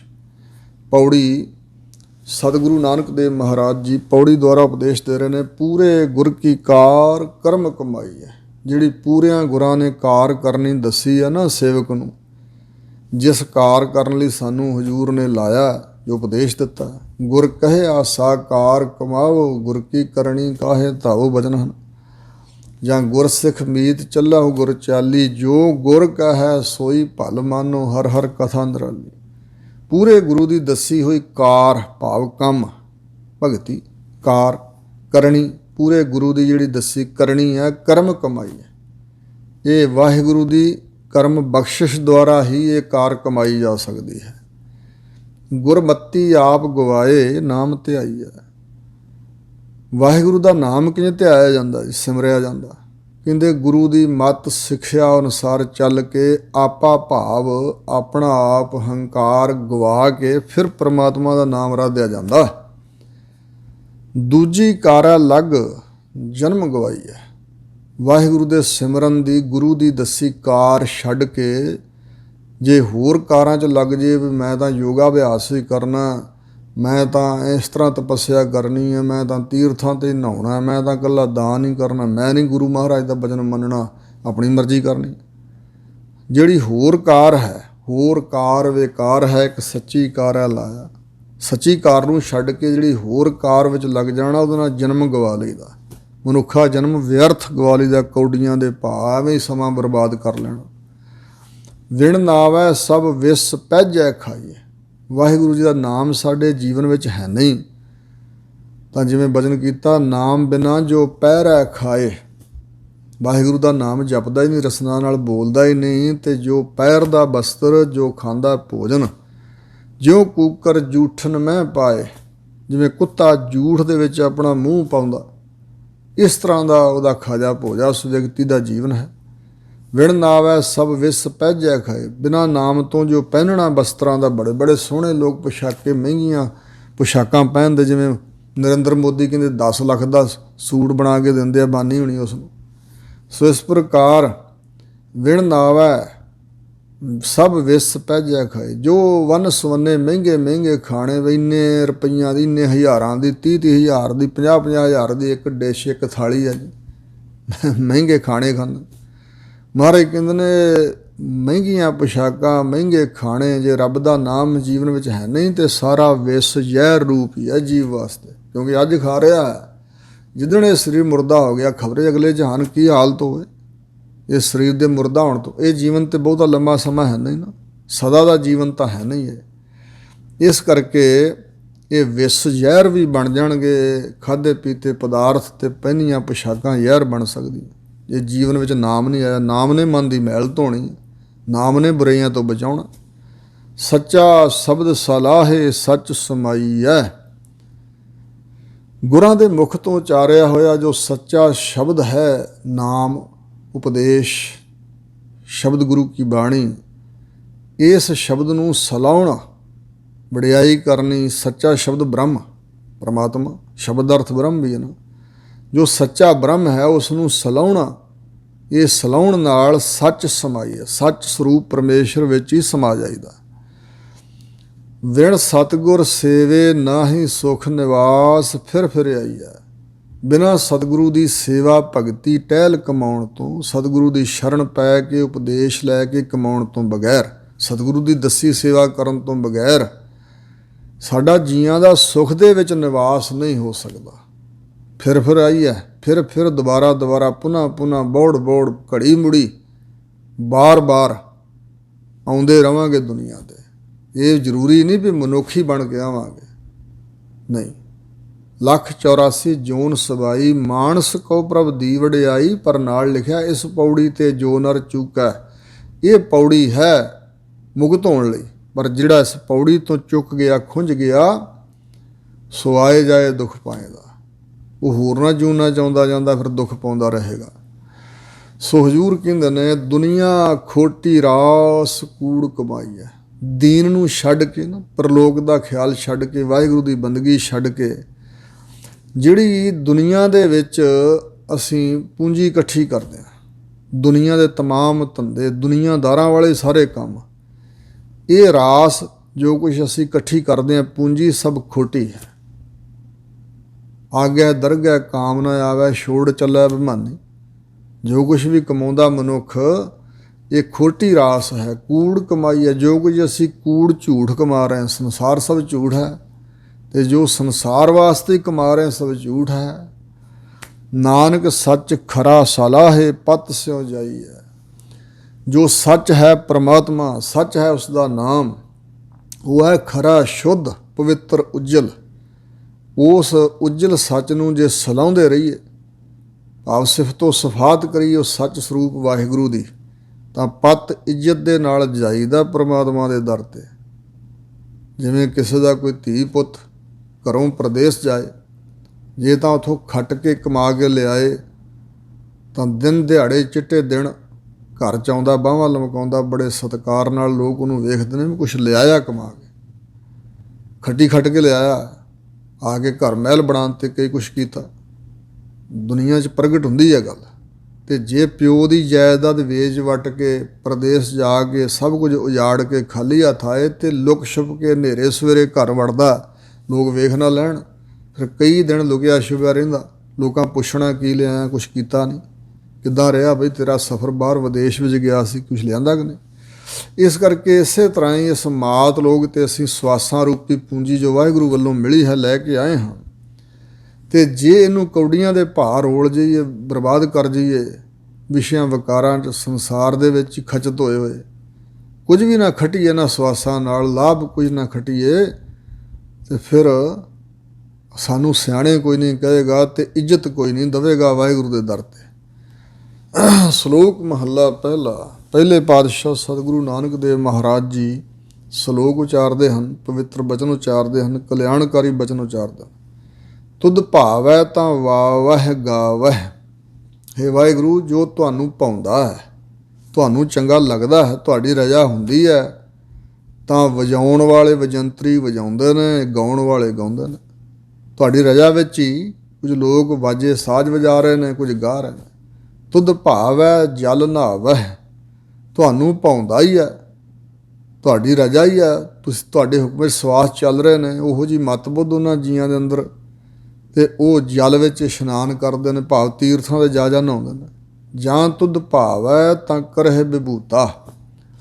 ਜਿਵੇਂ ਗਾਉਣਾ ਵਜਾਉਣਾ ਰਾਸ ਧਾਰੀਏ, ਜਿਵੇਂ ਸਾਜ਼ ਵਜਾਉਂਦੇ ਨੇ, ਗਾਉਣ ਵਾਲੇ ਗਾਉਂਦੇ ਨੇ, ਅਤੇ ਇਸੇ ਤਰ੍ਹਾਂ ਤੀਰਥਾਂ ਦੇ ਜਾ ਲੋਕ ਨਹਾਉਂਦੇ ਨੇ। ਜਾਂ ਤੁਧ ਭਾਵ ਹੈ ਤਾਂ ਕਰਹਿ ਵਿਭੂਤਾ। ਜਾਂ ਤੁਹਾਨੂੰ ਭਾਉਂਦੇ ਹਨ ਤਾਂ ਵਿਭੂਤ ਸਰੀਰ 'ਤੇ ਸਵਾਹਾਂ ਵਿਭੂਤੀਆਂ ਮਲ ਰਹਿੰਦੇ ਨੇ।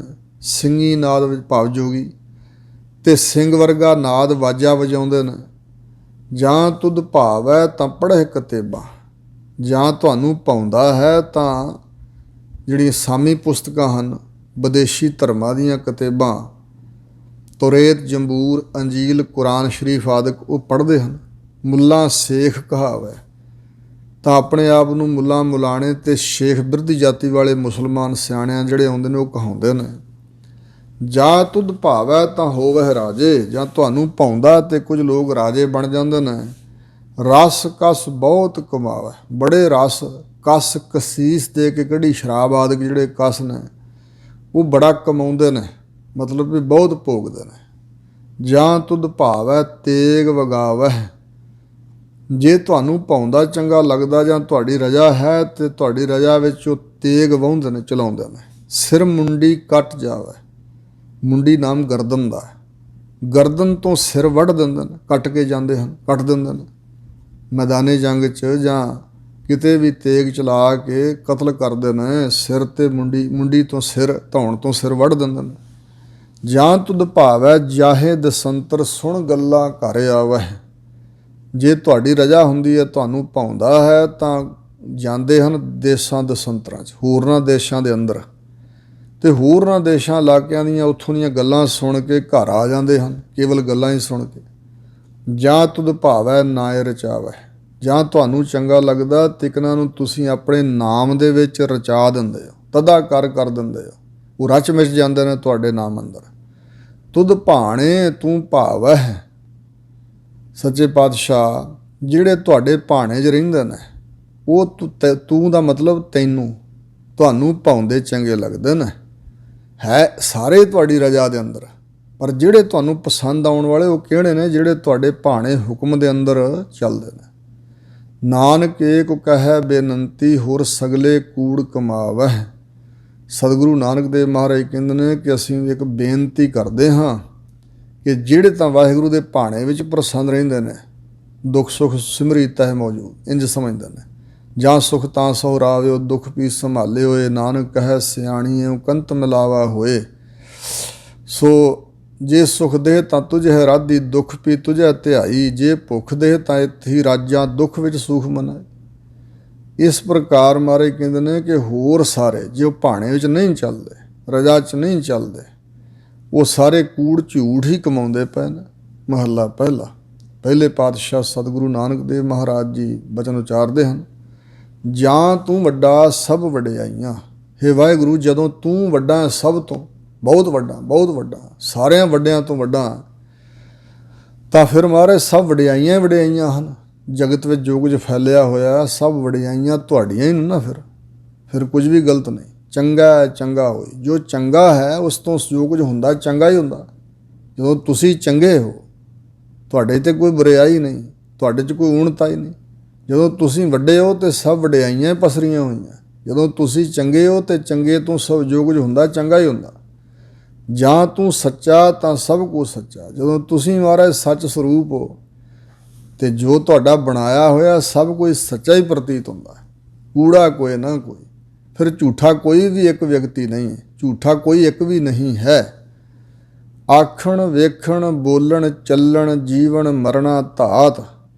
ਕੁਛ ਮੂੰਹ ਤੋਂ ਆਖਣਾ, ਅੱਖਾਂ ਨਾਲ ਵੇਖਣਾ, ਸੋ ਬੋਲ ਚਾਲ ਚੱਲਣਾ, ਜੀਵਨ ਜਿਉਣਾ, ਸਰੀਰ ਦਾ ਮਰ ਜਾਣਾ, ਇਹ ਸਭ ਮਹਾਰਾਜ ਇੱਕ ਧਾਤ ਮਾਇਆ ਹੈ। ਹੁਕਮ ਸਾਜ ਹੁਕਮਾਂ ਵਿੱਚ ਰੱਖਿਆ ਨਾਨਕ ਸੱਚਾ ਆਪ। ਹਜ਼ੂਰ ਕਹਿੰਦੇ ਨੇ ਆਪਣੇ ਹੁਕਮ ਨੂੰ ਪ੍ਰਗਟ ਕਰਕੇ, ਸਾਜ ਬਣਾ ਕੇ ਆਪਣੇ ਹੁਕਮ ਦੇ ਵਿੱਚ ਜੋ ਰੱਖਦਾ ਵਾਹਿਗੁਰੂ, ਉਹ ਆਪ ਸੱਚ ਸਰੂਪ ਹੀ ਹੈ।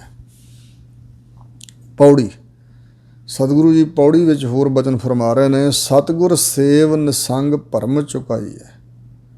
ਸਤਿਗੁਰੂ ਨੂੰ ਸੇਵੀਏ, ਸਤਿਗੁਰੂ ਦੀ ਸੇਵਾ ਕਰੀਏ ਨਿਸੰਗ ਹੋ ਕੇ, ਝਾਕਾ ਲਾਹ ਕੇ, ਨਿਧੜਕ ਹੋ ਕੇ।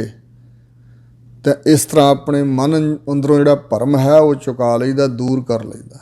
ਮਨ ਦੀ ਭਟਕਣਾ ਮਿਟ ਜਾਂਦੀ ਹੈ, ਭਰਮ ਭ੍ਰਾਂਤੀ ਮਿਟ ਜਾਂਦੀ ਹੈ, ਹੋਰ ਨੂੰ ਹੋਰ ਸਮਝਣ ਵਾਲਾ ਜਿਹੜਾ ਅਗਿਆਨ ਹੈ ਉਹ ਮਿਟ ਜਾਂਦਾ। ਸਤਿਗੁਰੇ ਆਖਿਆ ਕਾਰ ਸੋ ਕਾਰ ਕਮਾਈ ਹੈ। ਜਿਹੜੀ ਕਾਰ ਕਰਨ ਲਈ ਸਤਿਗੁਰੂ ਮਹਾਰਾਜ ਸੱਚੇ ਪਾਤਸ਼ਾਹ ਆਖਦੇ ਨੇ ਉਹ ਕਾਰ ਕਮਾਈ ਦੀ ਹੈ, ਉਹ ਕਾਰ ਕਮਾਉਣੀ ਚਾਹੀਦੀ ਹੈ। ਸਤਿਗੁਰ ਹੋਏ ਦਇਆਲ ਤਾਂ ਨਾਮ ਧਿਆਈ ਹੈ।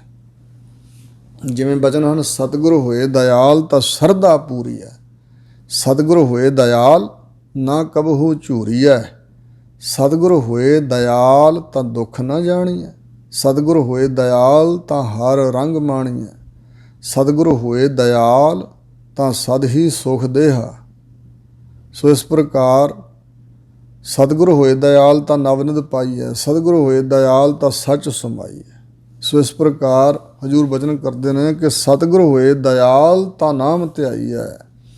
ਜੇ ਸਤਿਗੁਰੂ ਦਇਆ ਦੇ ਘਰ 'ਚ ਆ ਜਾਣ, ਦਇਆਲੂ ਕਿਰਪਾਲੂ ਹੋ ਜਾਣ, ਤਾਂ ਹੀ ਵਾਹਿਗੁਰੂ ਦੇ ਨਾਮ ਦਾ ਸਿਮਰਨ ਹੋ ਸਕਦਾ ਹੈ।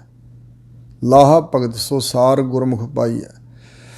ਇਸ ਜੀਵਨ ਦੇ ਅੰਦਰ ਜਿਹੜਾ ਸ੍ਰੇਸ਼ਟ ਲਾਹਾ ਲਾਭ ਹੈ ਉਹ ਹੈ ਵਾਹਿਗੁਰੂ ਜੀ ਦੀ ਭਗਤੀ। ਗੁਰਮੁਖ ਪਾਈ ਹੈ, ਪਰ ਗੁਰਾਂ ਦੇ ਸਨਮੁਖ ਹੋ ਕੇ ਵਾਹਿਗੁਰੂ ਜੀ ਦੀ ਭਗਤੀ ਪ੍ਰਾਪਤ ਕੀਤੀ ਜਾਂਦੀ ਹੈ। ਭਗਤੀ ਦਾ ਲਾਭ ਤਾਂ ਖੱਟਿਆ ਜਾ ਸਕਦਾ। ਮਨਮੁਖ ਕੂੜ ਗੁਬਾਰ ਕੂੜ ਕਮਾਈ ਹੈ। ਜੋ ਮਨ ਦੇ ਪਿੱਛੇ ਲੱਗਣ ਵਾਲਾ ਹੈ ਉਹ ਕੂੜ ਝੂਠ ਗੁਬਾਰ, ਬਹੁਤ ਜ਼ਿਆਦਾ ਗਾੜਾ ਗੁਬਾਰ ਹਨੇਰਾ। ਸੋ ਇਸ ਪ੍ਰਕਾਰ ਜੋ ਮਨਮੁਖ ਹੈ, ਮਨ ਦੇ ਪਿੱਛੇ ਲੱਗਣ ਵਾਲਾ ਜਾਂ ਮਨ ਦੇ ਪਿੱਛੇ ਲੱਗਣ ਕਰਕੇ ਜਿਹੜਾ ਗੁਬਾਰ ਗਾੜਾ ਹਨੇਰਾ ਹੈ ਕੂੜ ਝੂਠ ਦਾ, ਉਹਦੇ ਵਿੱਚ ਗਲਤਾਨ ਰਹੀਦਾ ਤੇ ਕੂੜ ਝੂਠ ਹੀ ਕਮਾਈਦਾ।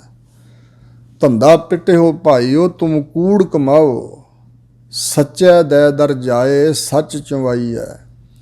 ਸੱਚੇ ਅਕਾਲ ਪੁਰਖ ਪ੍ਰਮਾਤਮਾ ਦੇ ਦਰ 'ਤੇ ਜਾ ਕੇ ਸੱਚ ਚੁੰਵਾਈ ਹੈ। ਸੱਚ ਹੀ ਬੋਲਿਆ ਜਾਂਦਾ ਹੈ, ਭਾਵ ਸੱਚ ਦਾ ਹੀ ਨਿਬੇੜਾ ਹੁੰਦਾ।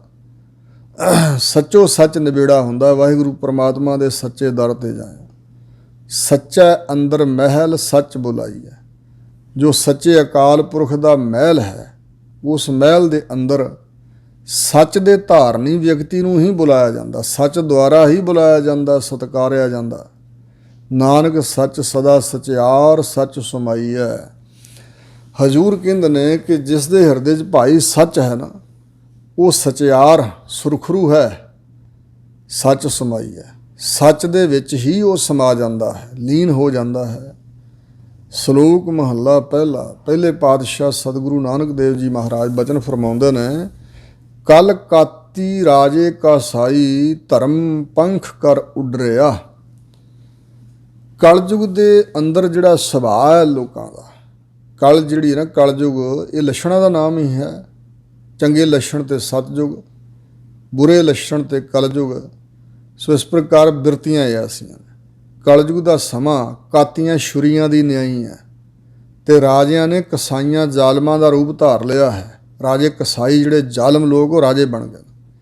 ਧਰਮ ਪੰਖ ਕਰ ਉੱਡ ਰਿਹਾ। ਜਿਹੜਾ ਅਸਲ ਧਰਮ ਹੈ ਨਾ, ਇਨਸਾਨੀਅਤ। ਹੁਣ ਜੇ ਧਰਮ ਦੀ ਵਿਆਖਿਆ ਕਰਨੀ ਹੋਵੇ ਤਾਂ ਜਿਹੜਾ ਆਮ ਤੌਰ 'ਤੇ ਸਮਝ ਲੈਂਦੇ ਆਪਾਂ ਬਈ ਸਿੱਖਾਂ ਦੇ ਘਰ ਜੰਮਿਆ ਕੋਈ, ਜਾਂ ਕੇਵਲ ਸਿੱਖੀ ਸਰੂਪ, ਅਤੇ ਇਹ ਸਿੱਖ ਧਰਮ ਦਾ, ਕੋਈ ਇਸਲਾਮ ਧਰਮ ਦਾ, ਮਜ਼ਹਬ ਦਾ, ਕੋਈ ਹਿੰਦੂ ਮਤ ਦਾ, ਕੋਈ ਇਸ ਤਰ੍ਹਾਂ। ਧਰਮ ਵੀ ਦੋ ਤਰ੍ਹਾਂ ਦਾ, ਇੱਕ ਤਾਂ ਹੈ ਸਾਧਾਰਨ ਧਰਮ, ਇੱਕ ਅਸਾਧਾਰਨ ਧਰਮ। ਇੱਕ ਤਾਂ ਹੈ ਵੀ ਇਹ ਜਿਵੇਂ ਸਿੱਖਾਂ ਦੀ ਮਰਜ਼ਾਦਾ ਹੋਰ ਹੈ, ਇਸਲਾਮ ਵਾਲਿਆਂ ਦੀ ਹੋਰ, ਦੂਜਿਆਂ ਦੀ ਹੋਰ, ਦੂਜਿਆਂ ਦੀ ਹੋਰ। ਇੱਕ ਸਭ ਦਾ ਸਾਂਝਾ ਧਰਮ ਹੈ। ਇੱਕ ਤਾਂ ਹਨ ਇਨਸਾਨੀਅਤ ਵਾਲੇ ਗੁਣ ਧਾਰਨ ਕਰਨੇ, ਲੱਛਣ। ਇੱਕ ਹੈ ਰੂਹਾਨੀਅਤ।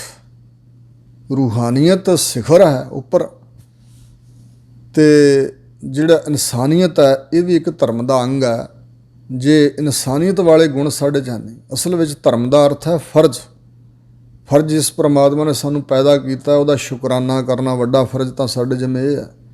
ਬਾਕੀ ਇਨਸਾਨਾਂ ਵਾਲੇ ਗੁਣ ਧਾਰਨ ਕਰਨੇ, ਸਤ ਸੰਤੋਖ, ਦਇਆ, ਧਰਮ, ਸ਼ਾਂਤੀ, ਨਿਮਰਤਾ, ਧੀਰਜ ਇਤਿਆਦਿਕ।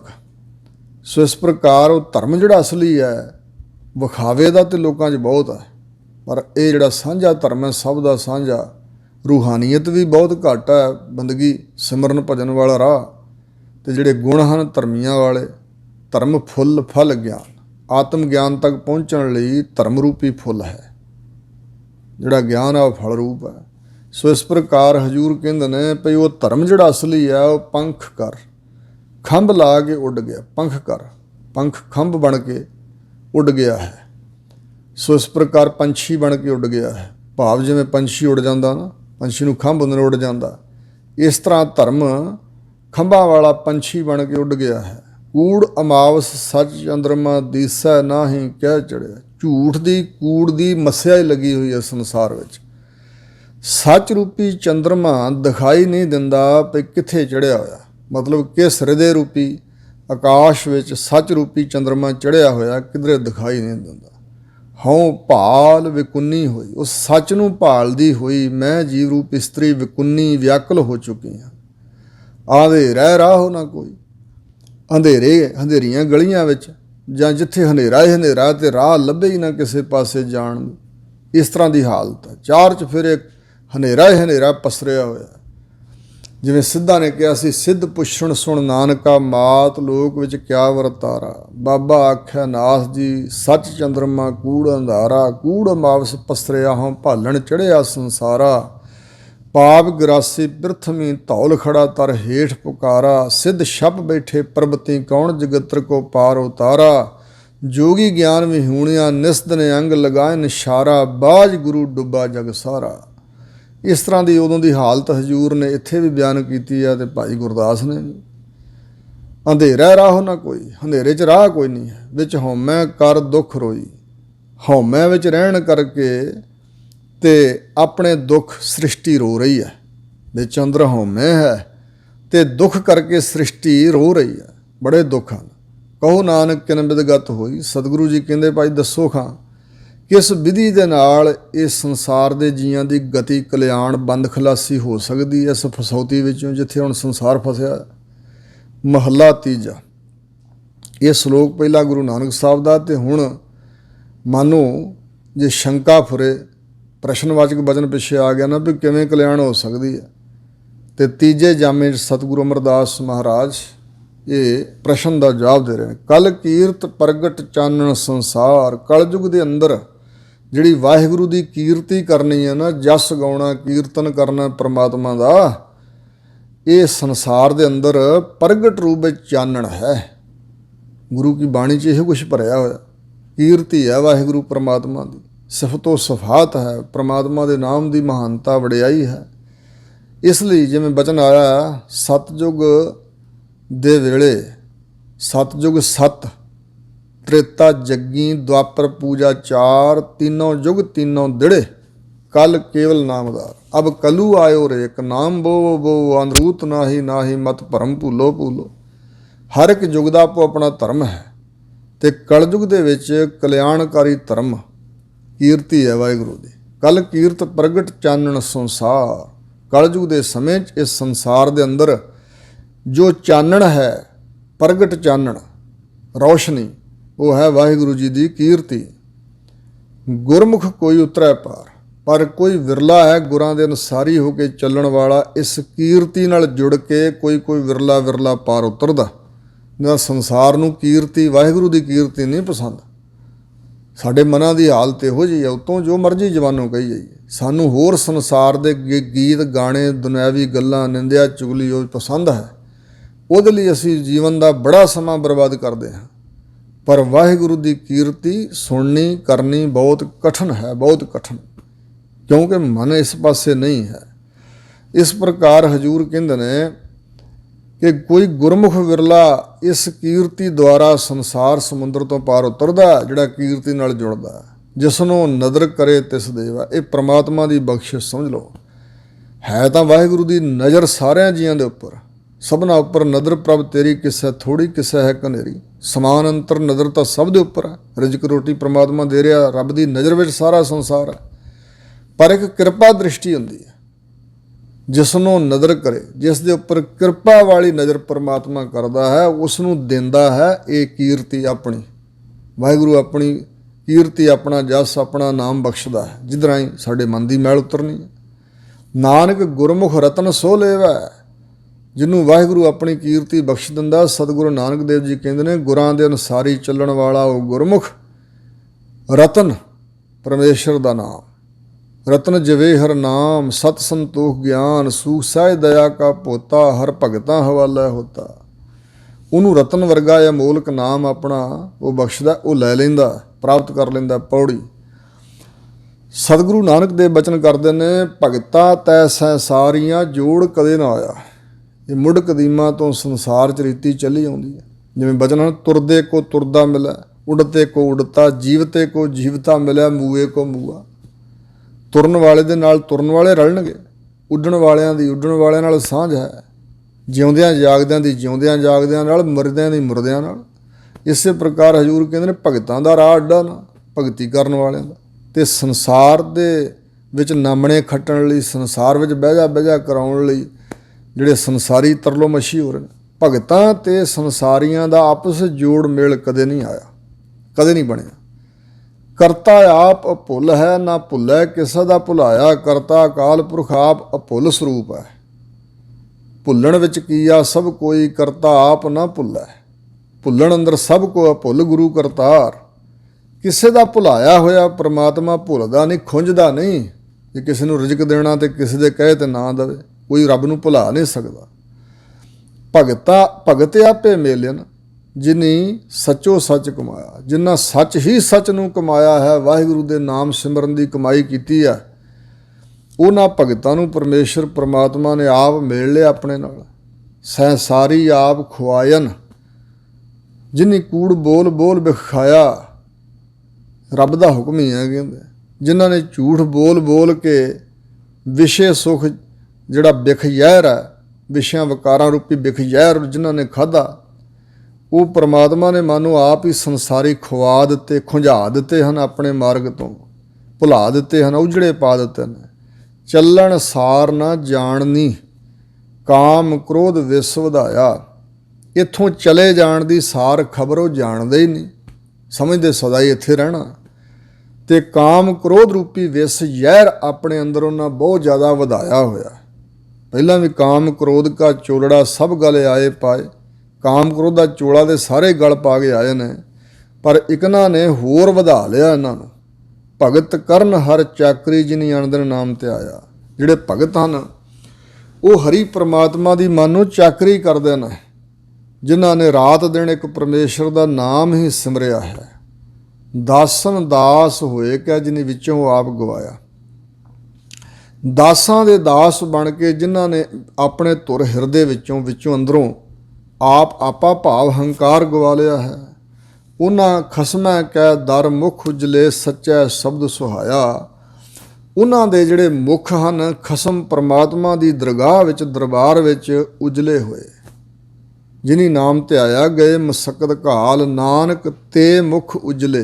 ਕੀਤੀ ਛੁੱਟੀ ਨਾਲ ਸੱਚਾ ਸ਼ਬਦ ਸੁਹਾਇਆ। ਗੁਰਾਂ ਦੇ ਸੱਚੇ ਉਪਦੇਸ਼, ਗੁਰਾਂ ਦੇ ਸੱਚੇ ਸ਼ਬਦ ਉਪਦੇਸ਼ ਬਾਣੀ ਦੁਆਰਾ ਸੁਹਾਇਆ, ਉਹ ਸੋਭਨੀਕ ਬਣੇ ਹਨ ਦੋਵਾਂ ਜਹਾਨਾਂ 'ਚ। ਇੱਥੇ ਵੀ ਮੁੱਖ ਉਜਲੇ ਹਨ, ਅਤੇ ਵਾਹਿਗੁਰੂ ਦੇ ਦਰ 'ਤੇ ਵੀ ਮੁੱਖ ਉਜਲੇ ਲੈ ਕੇ ਸ਼ੋਭਨੀਕ ਬਣ ਕੇ ਖਸਮ ਦੇ ਦਰ ਦਰਬਾਰ ਵਿੱਚ ਉਹਨਾਂ ਨੇ ਸ਼ੋਭਾ ਪਾਈ ਹੈ, ਵਡਿਆਈ ਪ੍ਰਾਪਤ ਕੀਤੀ ਹੈ, ਆਦਰ ਪਾਇਆ ਹੈ। ਇਹ ਪਰਮ ਪਵਿੱਤਰ ਉਪਦੇਸ਼ ਸਤਿਗੁਰੂ ਮਹਾਰਾਜ ਜੀ ਨੇ ਸਾਡੇ ਤਾਈਂ ਬਖਸ਼ਿਆ ਹੈ। ਬੇਅੰਤ ਭੁੱਲਾਂ ਹੋਈਆਂ ਹੋਣਗੀਆਂ। ਸਤਿਗੁਰੂ ਜੀ ਦੀ ਬਾਣੀ ਨੂੰ ਸਮੱਗਰ ਰੂਪ ਵਿੱਚ, ਅਰਥ ਭਾਵ ਨੂੰ ਸਤਿਗੁਰੂ ਆਪ ਜਾਣਦੇ ਹਨ। ਸਿਰ 'ਤੇ ਹੱਥ ਰੱਖ ਕੇ ਕੋਈ ਸਾਥੀ ਸਾਨੂੰ ਬੁਲਾ ਦੇਣ ਜਾਂ ਸਮਝਾ ਦੇਣ ਤਾਂ ਉਹੀ ਕੁਝ ਸਾਨੂੰ ਪ੍ਰਾਪਤ ਹੋਵੇਗਾ। ਇਸ ਕਰਕੇ ਬੇਅੰਤ ਹੋਈਆਂ ਭੁੱਲਾਂ ਚੁੱਕਾਂ ਸਤਿਗੁਰੂ ਮਹਾਰਾਜ ਸੱਚੇ ਪਾਤਸ਼ਾਹ ਦੇ ਚਰਨਾਂ 'ਚ ਅਰਦਾਸ ਹੈ, ਸੰਗਤ ਪ੍ਰਤੀ ਬੇਨਤੀ ਹੈ, ਖਿਮਾ ਕਰਨੀ ਹੈ, ਅਰਦਾਸ ਕਰਨੀ ਆਪ ਸੰਗਤ ਨੇ ਕਿ ਸਤਿਗੁਰੂ ਜੀ ਰਹਿਮਤ ਕਰਕੇ ਸਹੀ ਢੰਗ ਨਾਲ ਵਿਚਾਰ ਆਪਣੀ ਬਾਣੀ ਦੀ ਕਰਾਉਣ ਔਰ ਸਾਡੇ ਸਾਰਿਆਂ ਦੇ ਮਨਾਂ ਵਿੱਚ ਹਜ਼ੂਰ ਦਾ ਉਪਦੇਸ਼ ਵਸੇ। ਵਾਹਿਗੁਰੂ ਜੀ ਕਾ ਖਾਲਸਾ, ਵਾਹਿਗੁਰੂ ਜੀ ਕੀ ਫਤਿਹ।